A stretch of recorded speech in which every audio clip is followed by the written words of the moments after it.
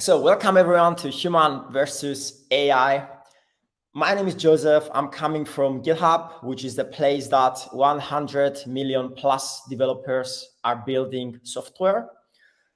And specifically, I'm coming from the GitHub Security Lab, which is a team that focuses on inspiring every developer and every security researcher in the world to secure the open source software that we all depend on. Among others, we have published 400 zero-day vulnerabilities in the past 3 years. We create education material, and we are hosting a lot of workshops around the world to help you secure your code. A bit about myself. I'm a developer advocate at the GitHub Security Lab. I create educational video content, which in the past 2 years has around 800,000 views.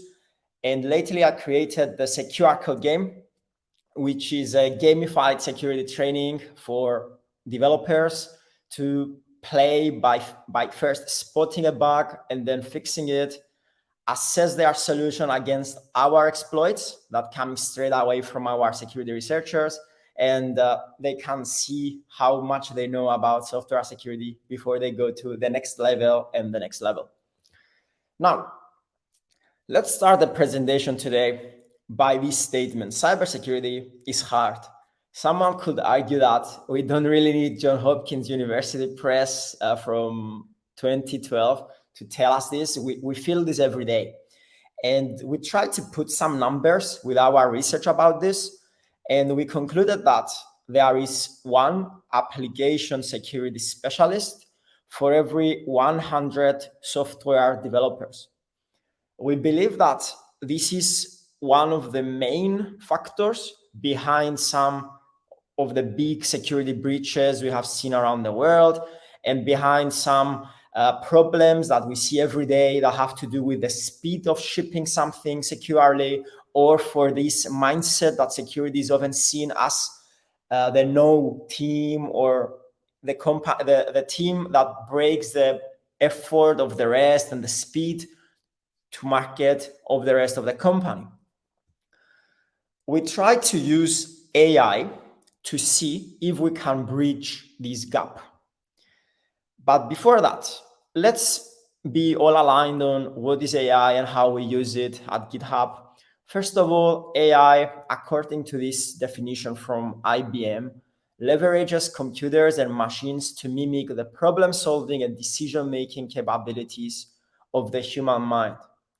Think about some very clever algorithm that is gonna take everything that is publicly knowledgeable or available around the world and distill it so that it can be to the fingers of us now with latest advancements, or in general to use a predictive way in helping us. How did we use AI so far? Mostly by being our assistant, or in productivity cases, like for example, we try to delegate as much as possible so that we use that time for ourselves. And of course, since June 2022, when GitHub Copilot was out, we kind of addressed that irony. That how I see it is that there are so many software developers behind this example here and this example here, but there wasn't any AI behind those software developers. So those software developers haven't used AI to create this or this until the moment that GitHub Copilot was out, and AI was also helping them in the process of creating great features in software. We have these latest numbers about Copilot. We know that it makes 55% of users to code faster, 75% of them feel more fulfilled, and 46%, which is almost half of the committed code at GitHub, is now AI produced. Some examples for those that haven't used Copilot so far. We know that you can write a comment and then you can get some suggestions on screen. In this case, we can see, for example, in line 3, we have a regular expression being suggested to us. that for me personally as a developer, I know that I will have to search online about it to find like the conventions and what the syntax is. And then I will have to write it down and test it. And I have seen so many attacks as security professional all these years that attack specifically the regexes.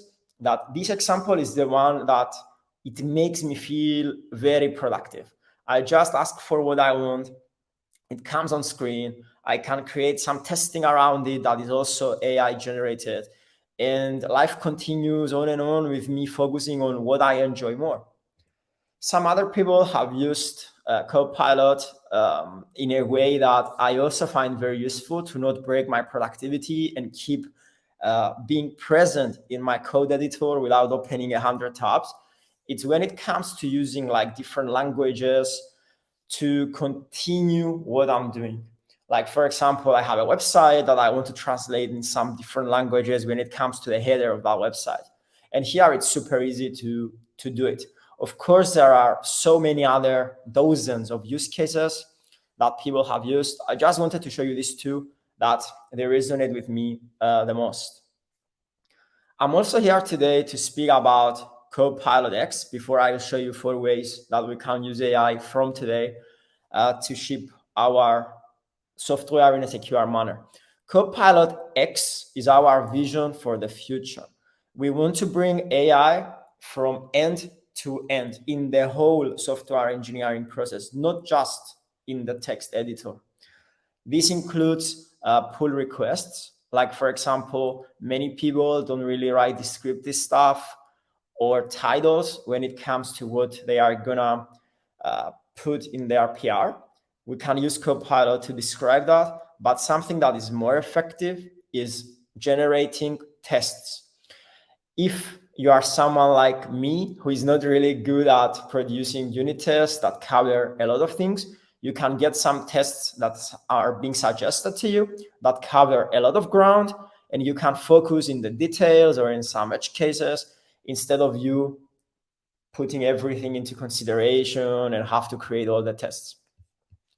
When it comes to documentation, we try to bring AI also to documentation. I stopped the video here to show you that we try to make it as accessible as possible by having a developer mentioning their level, then how well they know the material already, so that AI is not gonna give you back some basic answers, and of course the response.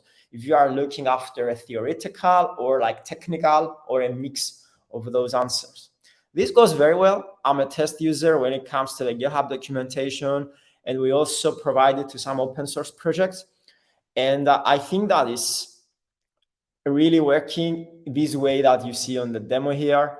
I'm asking a question, you can get some answers, you can get some pointers about it. And in the future, I believe that this can help a lot of people to get started or to be faster when they search an answer. Finally, there's the chat functionality that I will use heavily throughout my demos today. I have a lot of demos. I want you to see this because I'm not gonna use it. You can put a comment, like for example here, and then this comment can become part of the conversation.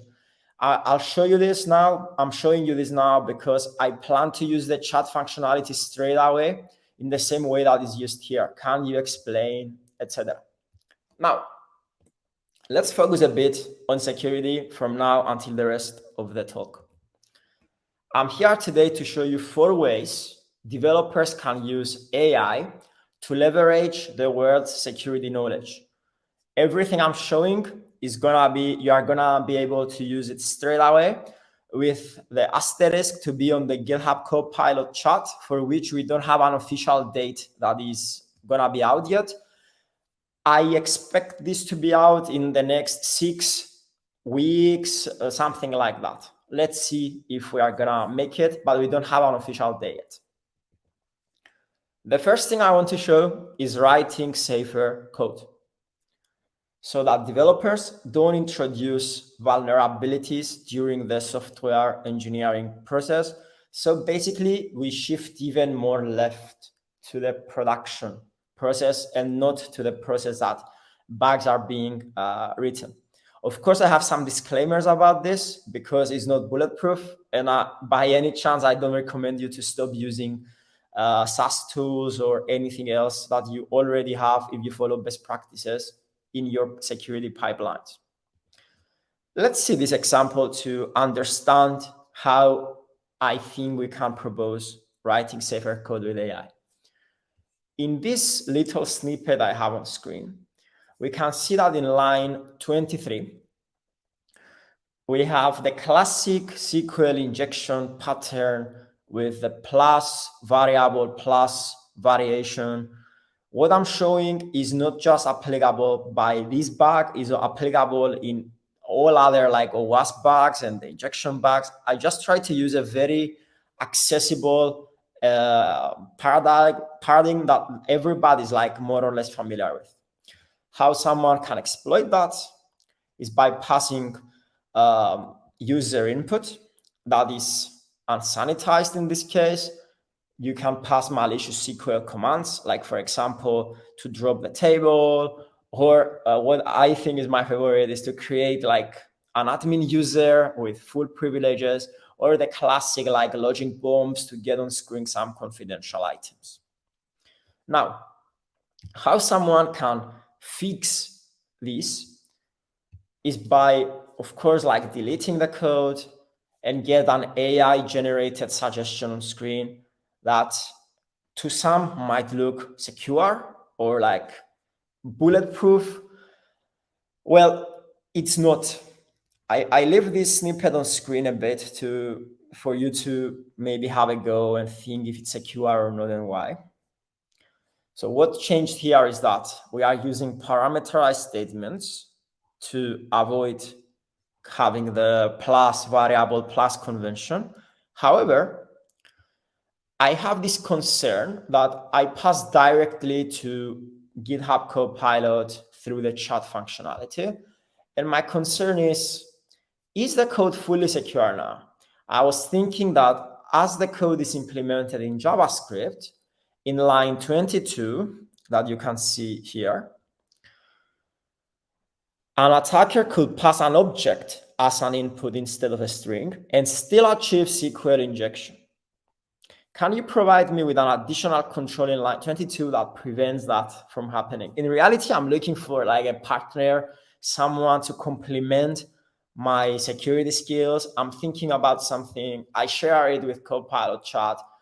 And here what I get as an answer is that, yes, in the current implementation, which is actually true, the fact that in line 22, we are accepting also an object because we are in JavaScript, someone can pass an object and then this object can be turned into a string that is passing malicious SQL commands to exploit the same vulnerability I've shown you before with the same payloads, the same exploit, malicious SQL injection that we used with the logic bomb, where we create an admin user or to drop the table.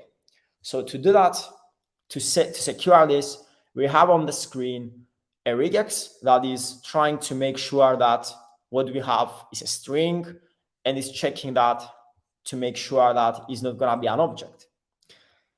In this case, the mistake that I've done was that, okay, I deleted this vulnerable code and I asked from an AI assistant to replace this code with secure code.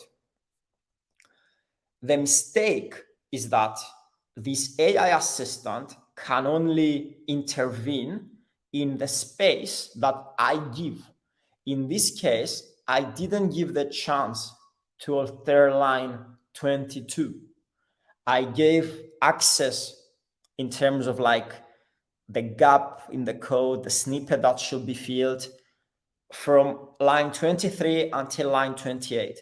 In the same way, you can't expect AI to come and tell you that your design is bad or your infrastructure is bad, because the visibility is kept in here. The context that we give is key, is very important, because it's the input that AI suggestions are going to come on screen. Something better is to give better context, which is to provide a comment like, if user is not empty and user is a string, which is in fact better logic, then you get the suggestion here, which is, okay, if user is not empty and the type of user is not an object but is only a string, then do the rest that is secure.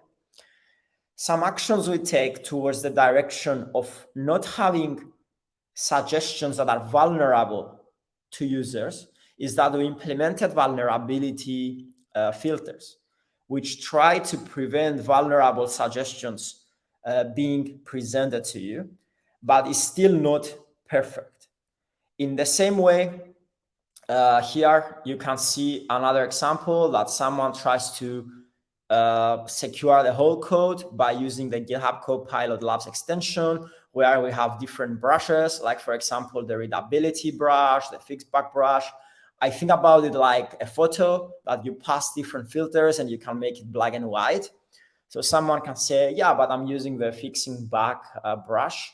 Yeah, but still you are suffering from the same thing. Context is important.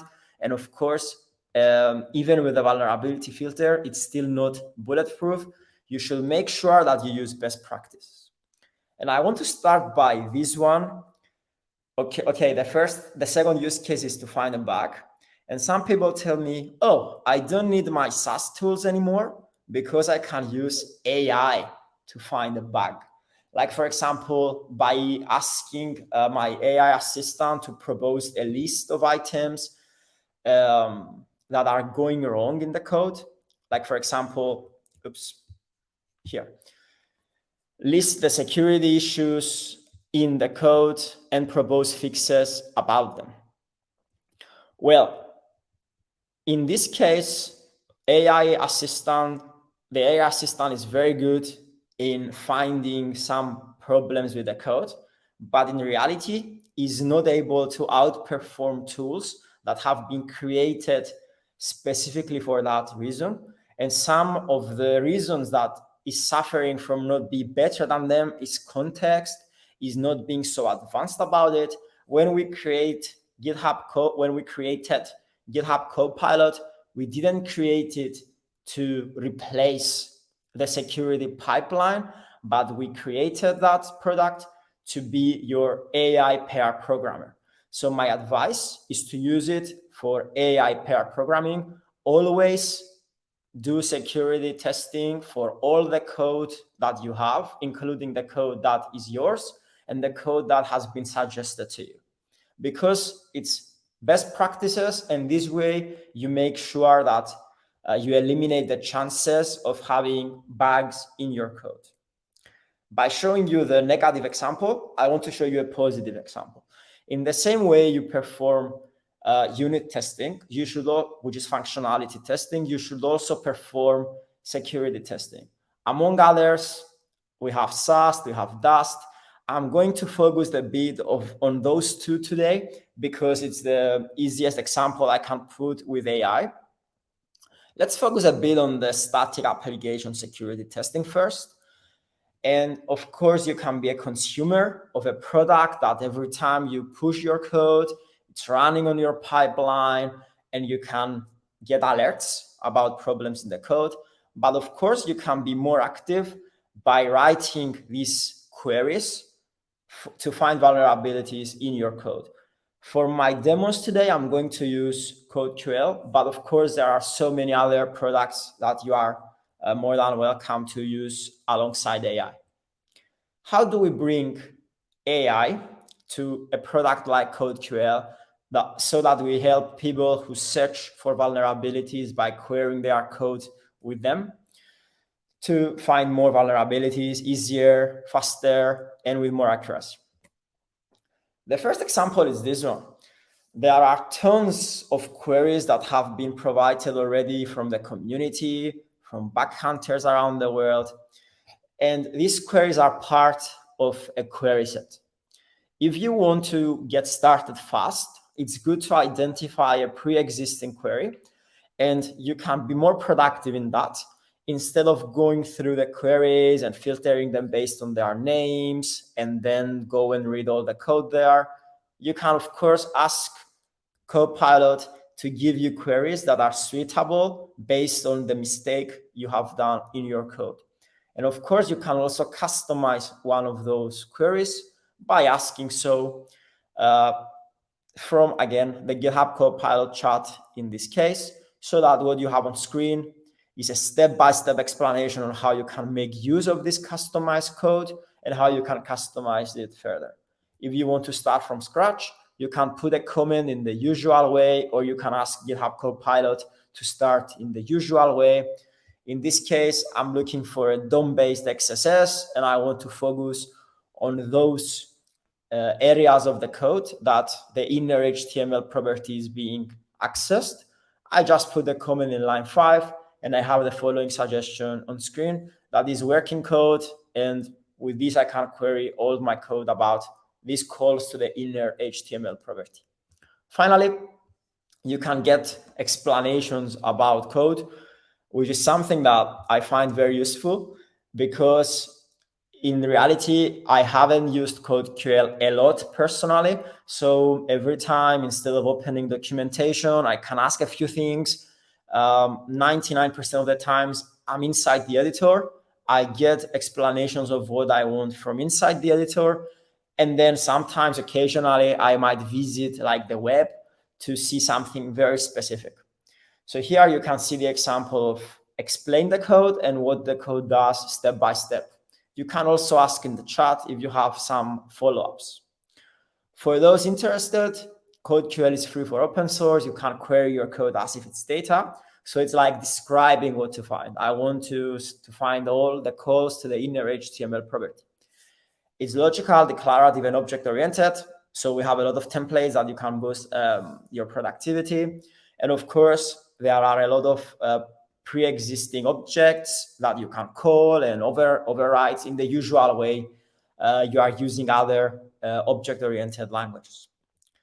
The third way, and the one I find most helpful for those of you that's starting the coding journey right now, but you feel like, okay, I'm good at developing code, but I'm not yet so good at securing the code.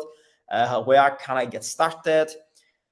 The training on the internet is fantastic. I'm one of the authors of such training with the secure code game that is inside GitHub Skills. But sometimes it lacks customization. As a person, there is something very specific that it's me that I don't get. And the training that exists online is not really able to address that thing. Let's see how we can bridge this gap using GitHub Copilot. Let's use the same code from before. Imagine that we know that there's a SQL injection in the code because one of our colleagues told us or we've seen an alert about it. Let's say that we don't want to use anything else apart from the code editor. I'm not gonna do any online search. And I replicate this example here. Explain SQL injection to me with examples, which is your typical generic kind of search result that might lack the depth and the tailoring that you expect to have based on the exact variation of SQL injection you have on your code. So I'm trying to do this by being a bit vulnerable, but always kind to AI. So can you tailor your examples on my code? I'm struggling to see the connection of what I've learned from above and what I have in my code, like the exact variation of SQL injection in my code. And I want to understand that. So now AI is going one step further by making the training that is provided to me tailored to the mistake I've done in my code. Of course, I can say that, oh, I didn't understand. Can you please explain more? Or there is this specific paragraph in your answer or this specific code snippet that I don't really get. Can we like focus more? Which is like you have a one-to-one with someone who is a senior security engineer sitting next to you, or a developer who has more experience with these bugs. So for me, this is very revolutionary, innovative, and able to help you to bridge this gap between education that can be outdated, of questionable quality, and all the problems we've seen before. Of course, education is great where it is, and the training that is accessible online. But at the same time, everybody's different. Everybody has different experience, and everybody is possible to have trouble to understand different material in a special way. Now, we are in an AI session. I want to use ChatGPT for my next example, because in the same way I use GitHub Copilot, that is of course trained only in software. There is ChatGPT, that the versions that we know so far are trained in everything, including code. I want to use it just for the next example. I don't say which one is better. It's up to you to decide. I don't have an opinion because I think that I haven't played enough with these two assistants so far. I still want to play more with ChatGPT to have an opinion.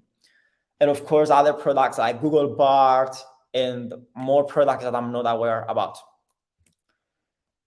The example I want to show you is the fourth use case, which is about getting tailored guidance for a problem. This problem, in this case, I want it to be about fuzzing. So get to the shoes of a developer that heard about fuzzing and how fuzzing is great, but they haven't really, let me move just here because of the sunlight to help you see me better. Okay. But they haven't really played with fuzzing, and they are a bit hesitant to introduce it into their security pipeline. So to the rescue, we have a fresh session with ChatGPT asking, okay, what is fuzzing? And we have a very nice answer here. Oops, sorry about that. I stopped the sharing by clicking by mistake. Okay, where is my, oh, let me just get the presentation again. Sorry about that. Okay, here we are. So now I want to get a bit more tailored with what I'm asking for. Let's say I have a website that is accepting a username and a password, and I want to ask, okay, how would you go by fuzzing a username and a password on a website? And here, so if I try to push the video a bit further, I'm afraid that I'm gonna exit again. So let's keep it here. Okay, we have 4 steps that are basically telling me what the security specialist would tell me, which is about, okay, prepare a list of inputs, try to break this username and password, but do it automatically by the step 2, which is about creating a script, run this script, and then analyze the results, improve, and let's go again. I'm a bit cheeky. I don't want to do a lot of things. I want to use AI for that. So I'm asking to get this list of strings from ChatGPT. And here I have some very good answers that is like, okay, pass this variety of stuff. Like, for example, the empty strings, very long strings, special characters, SQL injection stuff like we've seen, cross-site scripting, all it's fantastic. I want to ask to automate it for me, like it was suggested there. So I'm actually copying and pasting the instructions of ChatGPT. It's creating this program for me to do it. And we can run this basic example with this code that is given to us. However, there is something that AI is still not good at. And I'm talking about GitHub Copilot and ChatGPT. Maybe other products are fantastic in that, but in my knowledge, and at this point in time with these 2 products that I've played with, that's my conclusion and what I want to share with you. That thing is having to do with defining entry points, also known as attack surface, which are all the places in the program that something can go wrong. I want to prove this to you by using GitHub Copilot Chat to make you understand that at this case, I don't feel that we can use AI to replace the security team, but to complement the developer who is sitting there. Might be like we've seen 100 developer, but just one AppSec specialist. So the availability of this person might be very low and the budget needed might be very high for security. So for this reason, I try to use, let me go here. Okay, what is the attack surface? And we get some answer that is correct, but it's very generic, because what I'm going after is beyond software issues in the code. What other security risks do you see? What we have on screen is good, but it's not enough. It's not enough to replace the expert. It's not enough to make sure that you have minimized your risks into a level that you should be like confident about it. So let me just go at the end of this video, which is here. So you can see the answers that are very generic, like physical security. Some people like physically entering and getting into our lock computers and stuff like that, access control. It's not enough because there's no visibility from this AI assistant to our infrastructure. They don't know what we run, how much we invested on it. They don't know if we actually have physical security and how good it is. So we get generic answers. The attack surface is broad. I put this picture together to show you that you can get breached because of malware, or even someone is bribed, or you can get phished. The list is endless, and AI assistants at this point, because of the visibility they have, they can't see on all the spectrum of things that can go wrong and have gone wrong in the past in so many breaches that have seen the news, with millions and millions of data being lost, money, etc. Now, the suggestion here for fuzzing, like better fuzzing that goes beyond the username and the password so that you can have better hardness, is to use some open source tools like WFuzz when it comes to web apps, and AFL for C and C++. I try to not suggest commercial products because they have cost. I keep it on the open source so you can use this straight away, in the same way that many AI products are free nowadays. Now, today we have seen 4 ways that developers can use AI to leverage the world's security knowledge. These were to write safer code, to find a bug with the necessary disclaimers in both cases, developer training that is bespoke, and to get tailored guidance. Of course, you can see AI developing in the cybersecurity space in other areas, like for example, in threat intel, it can be used to condense a lot of information that is available out there and make it personal to you in a faster way than humans or other automated systems. Pen testing, in a similar way, I have used ChatGPT to generate malicious strings. You can use it to generate scripts that you can attack something specific. SecOps, for what I see like coming a lot, is when it comes to policy automation and some decisions that are very repetitive for humans. Malware analysis, because AI is fantastic in finding patterns. Incident response, you can get very specific when you log into something by analyzing a lot of data. And something that I use a lot is to generate reports, because writing is not my strong point. I'm working on it, and AI is helping a lot into making things fast. Again, I'm Joseph. If you have questions about this session, that we have just 1 minute left and there's no time for Q&A, I'm more than happy to ask me online in my Twitter or LinkedIn. You can find me everywhere in @JKCSO or with my name in LinkedIn. If you follow me, you'll see some videos that are gonna give you some tips as a software developer, and of course, some news about the game I have, the secure code game in GitHub Skills. And I would like to thank you for your time today. And it's back to Brian and Kenny.